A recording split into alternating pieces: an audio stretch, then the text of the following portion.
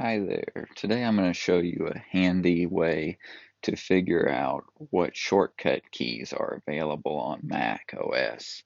The way you can see this is from any menu, let's say the Finder menu here, you can see the shortcut keyboard keys are shown here just to the right of the normal option where you would click.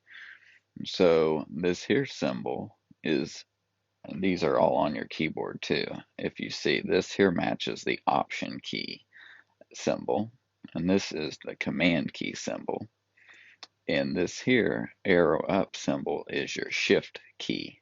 That's what that means. So you have to press all of these at once at the same time to do this option.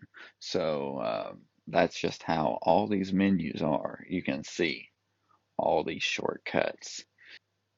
That's a common way to learn your shortcuts on Mac is go through all the menus and at least the ones that you find helpful to you, memorize what you can do with your keyboard keys.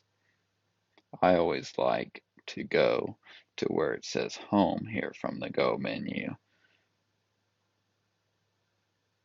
to find some of your folders that are not available usually or are hidden on your sidebar. Hopefully this helps you. A lot of the handy things are deleting items and stuff, which you can see if you, let's say, highlight something. I don't want to delete my documents folder, but let's say if you did, you can go to, it won't let you delete the documents folder, but you can go to then move to trash, which is Command Delete. That's the delete key too. That's what that is. If you press those at once, it will move it to the trash. Let me show you with just I'll go inside of this folder. I'll just say a new folder. And when you're highlighted on that folder, then you can go here. So then you have that option because it will let you delete that new folder. It's not protected by the system. But you then can hit Command and delete at the same time when it's highlighted, and it will go down into your trash. And then you can do Command Shift delete at the same time.